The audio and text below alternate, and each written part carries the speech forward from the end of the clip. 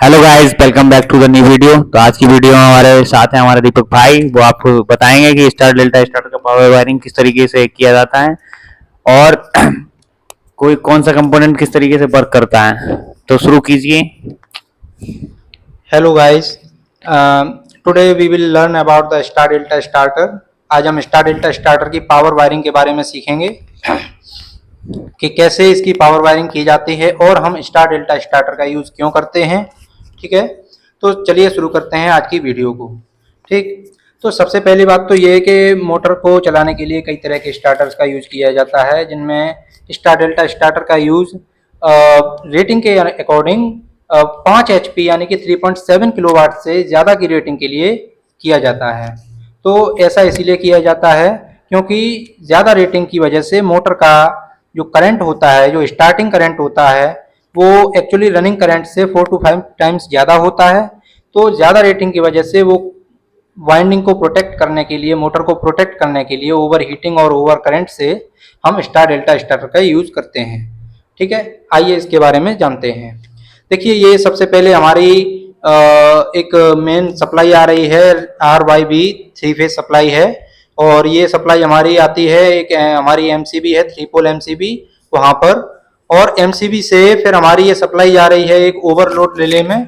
Overload relay हमने यहाँ पे लगाया है क्योंकि MCB जो हमारी होती है वो MCB बेसिकली प्रोटेक्शन देती है ओवर करंट से और ओवरलोड से और शॉर्ट सर्किट से।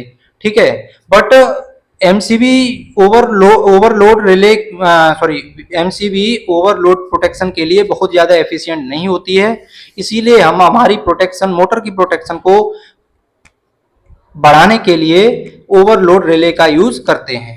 ठीक है, तो हमने यहाँ पे मोटर के ठीक बाद सीरीज में एक ओवरलोड रिले लगाई है और इस ओवरलोड रिले के बाद में हमारी जो वायरिंग है, हमारे जो 3 फेज हैं वो जाएंगे मेन कॉन्टेक्टर में।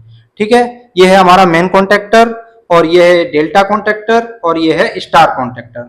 ठीक है, ये हमारे 3 कॉन्टेक्टर होते हैं स्टार डेल्टा स्टार्टर में।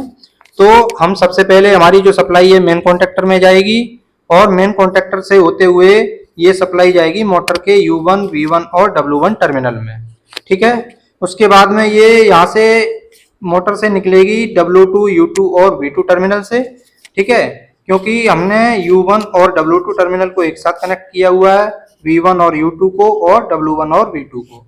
ठीक है, ऐसा इसीलिए किया है डेल्टा सर्किट बनाने के लिए। इसके बाद में ये सप्लाई हमारी निकल के जाती है डेल्टा कॉन्टेक्टर में और यहीं से हमारी सप्लाई हम निकालते हैं स्टार कॉन्टेक्टर के लिए। ठीक है, तो स्टार कॉन्टेक्टर में जब ये सप्लाई जाती है तो स्टार कॉन्टेक्टर की सेकेंडरी से हम इस तीनों फेज को शॉर्ट कर देते हैं, जिससे कनेक्शन हमारा स्टार में हो जाता है। ठीक है, और डेल्टा कॉन्टेक्टर है, वहां से जो सप्लाई निकल के जाती है वो वापस से डेल्टा कनेक्शन बनाती हुई RY एंड B फेज में चली जाती है। ठीक है, देखिए अब कैसे काम करता है स्टार डेल्टा स्टार्टर। देखिए, सबसे पहले तो हम अपनी कंट्रोल वायरिंग से यानी कि पुश बटन से जब मोटर को ऑन करते हैं तो उसमें मेन कॉन्टेक्टर जो ये है और स्टार कॉन्टेक्टर जो ये है, ये दोनों एक साथ ऑन होते हैं। जब ये दोनों ऑन होते हैं तो होता क्या है कि हमारी जो ये है जो NO टर्मिनल हैं ये NC में हो जाते हैं कन्वर्ट, ये भी NC में कन्वर्ट हो जाएंगे स्टार कॉन्टेक्टर के, जिससे कि हमारी जो सप्लाई है वो मोटर के U1, V1 टर्मिनल में आ जाएगी। ठीक है, और यहाँ से होते हुए फिर स्टार कनेक्शन बनाते हुए ये सप्लाई हमारा जो लूप होता है वो क्लोज हो जाता है, यानी कनेक्शन हमारा कंप्लीटली स्टार में कन्वर्ट हो जाता है। ठीक है, अभी डेल्टा कॉन्टेक्टर ऑन नहीं होगा हमारा। ठीक है, इसीलिए ये टर्मिनल हमारे नॉर्मली ओपन रहेंगे। ठीक, अब क्या होता है कि जब स्टार कॉन्टेक्टर से होते हुए हमारी जो स्टार कनेक्शन में सप्लाई बनी है, इससे मोटर हमारी स्टार्ट हो जाएगी और रनिंग करने लगेगी। ठीक है, जिससे ये लोअर करंट पर स्टार्ट होती है, क्योंकि स्टार कनेक्शन में क्या होता है कि स्टार कनेक्शन में करंट की वैल्यू डेल्टा कनेक्शन से कम होती है। तो इससे हमें ये बेनिफिट मिलता है कि मोटर में ओवर करंट और ओवर हीटिंग नहीं होगी। ठीक है, अभी क्या है कि एक हमारा टाइमर लगा होता है कंट्रोल सर्किट में और उस टाइमर से क्या होता है कि उसमें एक टाइम सेट होता है 5 या 10 या 15 सेकंड का जो भी है। उससे क्या होता है कि उतने टाइम बाद हमारा जो स्टार कॉन्टेक्टर है वो ऑफ हो जाएगा और डेल्टा कॉन्टेक्टर हमारा ऑन हो जाएगा। ठीक है। तो जैसे ही स्टार कॉन्टैक्टर ऑफ होगा हमारा डेल्टा कॉन्टैक्टर में स्विच हो जाएगा और डेल्टा कॉन्टैक्टर ऑन हो जाएगा। फिर हमारा जो सर्किट है पूरा वो सर्किट स्टार से स्विच होकर के डेल्टा बन जाएगा। ठीक है, रनिंग कंडीशन में हमारी जो मोटर है अब वो डेल्टा में रन करेगी। ठीक है, रनिंग कंडीशन में स्टार्ट कंडीशन से करंट कम होता है तो अब ओवर हीटिंग और ओवरलोडिंग का खतरा नहीं रहता है। ठीक है, ये तो हो गई स्टार डेल्टा स्टार्टर की वर्किंग प्रिंसिपल। ठीक है, अब हम ये जानते हैं कि हमारे जो मोटर के टर्मिनल होते हैं हमने जो उसमें वायरिंग करी है U1 V1 W1 W2 U2 V2 ये इस तरह से क्यों है। तो देखिए हमारे मोटर के स्टेटर में जो बेसिक वाइंडिंग होती है हमारी वो वाइंडिंग होती है, जैसे यहाँ पर हमने दिखाया भी है कि U1 से लेके U2 तक एक वाइंडिंग होती है, फिर V1 और V2 एक वाइंडिंग होती है और W1 और W2 एक वाइंडिंग होती है, यानी कि 3 वाइंडिंग हमारी होती हैं। लेकिन जब हम इसको डेल्टा में कनेक्ट करते हैं तो डेल्टा में कनेक्ट करने के लिए हमें U1 को W2 से कनेक्ट करना होगा, V1 को U2 से और W1 को V2 से, जैसा कि इस डायग्राम में आपको दिखाया हुआ है। जो हमारा U1 और W1 है U1 और W2 है वो एक ही टर्मिनल पे कनेक्ट है, जैसे कि U1 और W2 एक ही टर्मिनल पे कनेक्ट है। ऐसे ही V1 और U2 एक टर्मिनल पे है जो कि यहाँ पे है U2 और V1। ठीक है, W1 और V2 भी एक टर्मिनल पे है, W1 and V2।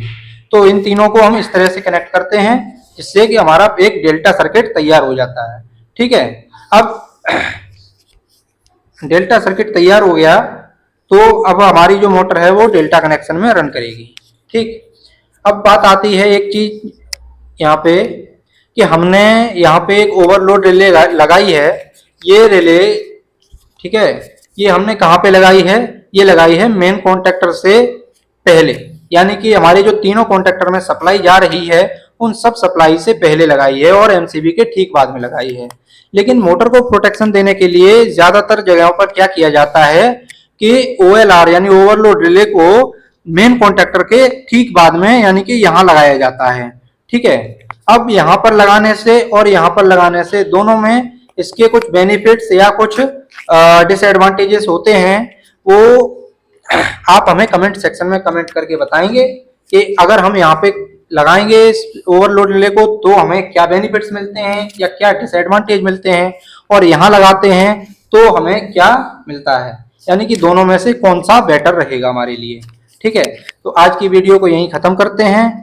Thank you for watching the video and please tell about the question where should we connect the overload relay, either after main contactor or before main contactor.